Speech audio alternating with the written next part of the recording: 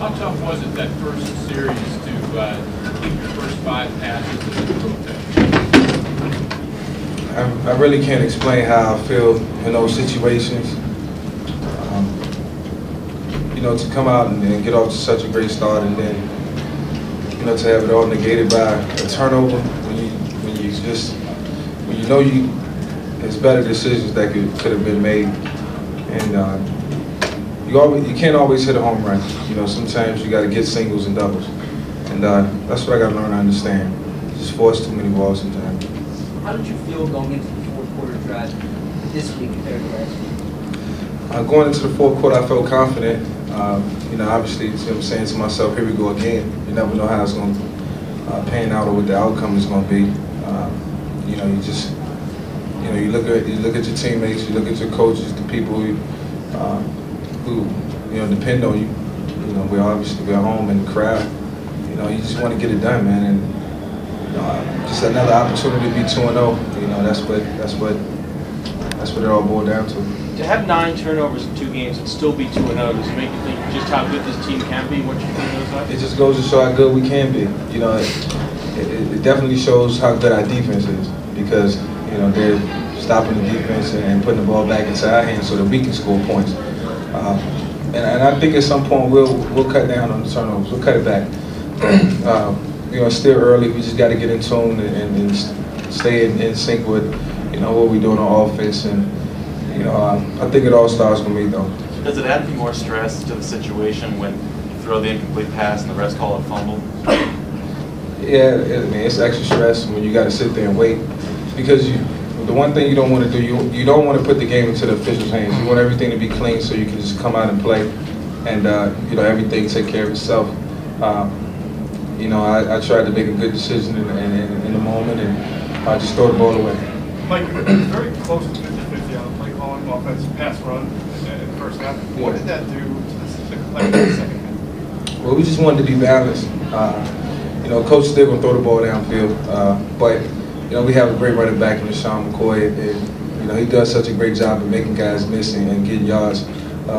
And our offensive line does a great job as well. So give those guys a lot of credit. You know, they played extremely tough against a tough 3-4 front, and you know, we got it done today. Do you feel like it helped you open the middle of the field in the second half? You obviously had a lot of connections to Selleck. You made some big plays there. Well, you know, the run game didn't open up the middle. The way they was playing, you know, we just did a good job in running routes and you know, seeing everything that was happening downfield. Everybody was all on one accord, and we was able to make the plays we needed to make. Mike, is it that last drive encouraging? and tell us, you know, how you manage that? I have to take you back through that drive. What do you It's kind of tough. I can't even remember what happened right now. Okay, you I know. touched it. Yeah, that's all we need to remember. Next question. What is the best thing for you going no huddle as much as you guys do? It's fun. You know, it's great to go no huddle. You know, just push the pace, and we just, I mean, everybody's seen how sometimes they couldn't even get lined up, and you know, nobody ever seen us do it before. It's something that we added into our arsenal. I don't know how much we're going to use it. You know, it's up to the coaches, but you know, it paid dividends for us today. Mike, is it more encouraging that encouraging that you came back? You know, you overcame adversity the first 2 weeks to win these games, or is it discouraging because you know there's another level there, or it seems like there, if you guys can just cut down on those mistakes? Yeah, it's kind of a catch-22 situation. I mean, we know how good we can be. You know, we see the progress and we see what we do down after down, and then it's all negated, you know, by penalties or turnover, and you know, so you know, sky's the limit. I'm waiting to have a game where it's all clean, you know, and I know sometimes that's very rare in this league, but it can be done. And to answer your question, the 2 minute definitely gets you into a rhythm.